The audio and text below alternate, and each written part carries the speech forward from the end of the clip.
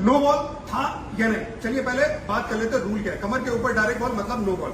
BCCI ने क्या किया इस सीजन, सभी खिलाड़ियों के फोटो लिए और उनकी कमर जो वेस्ट की हाइट है उसको नापा है, और वहां पे जहां पे पॉपिंग क्रीज होती है, जब आप खड़े रहते हैं स्टांस में, नी फ्लेक्स करे बिना आपकी हाइट कितनी है कमर की उसको नापा जाता है। वहां से आपको एकदम सटीक रूल मिल जाता है कि भाई यहां से ऊपर गेंद आएगी, उस लिहाज से चाहे आप आगे खड़े या पीछे खड़े, वहां से नापा जाएगा।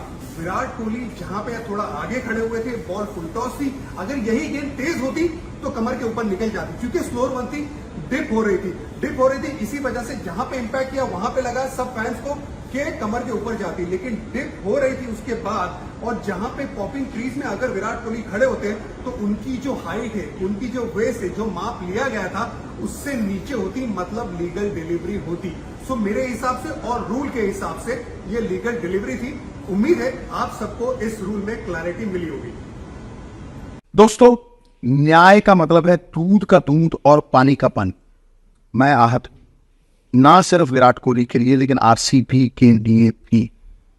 जब आपने हाइट वाला फंडा लाके एक रूल बनाया तो क्या उसमें आपने ये देखा कि 6 इंच वो पूरी तरह से अपनी टोस पे और ऐसे 6 इंच ऊपर है, या उसका कद नापते हुए आपने 7 इंच का अलाउंस उसे दिया?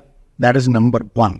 नंबर 2, जो सबसे बड़ी बात है कि आपने बीमर को लीगलाइज कर दिया।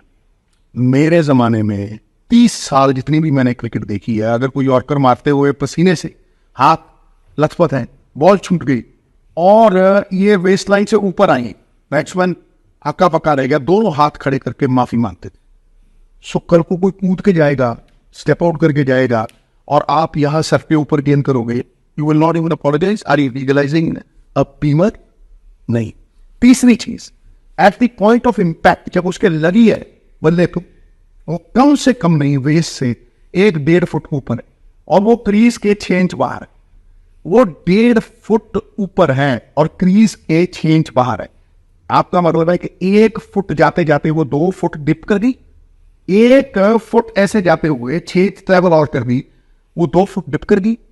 Benefit of doubt must go to batsman. और हमारे टाइम से लेके, चाहे मैं पार्लियामेंट में था, चाहे मैं इस गेम को खेलते 30 साल हो गए, laws change for the betterment. Laws are made to better a team. Change is not necessarily progress, change for the betterment is progress. तो मुझे लगता है कि इस लॉ को ध्यान से चिंतन करना चाहिए इसके ऊपर, और इस लॉ को बदलना चाहिए।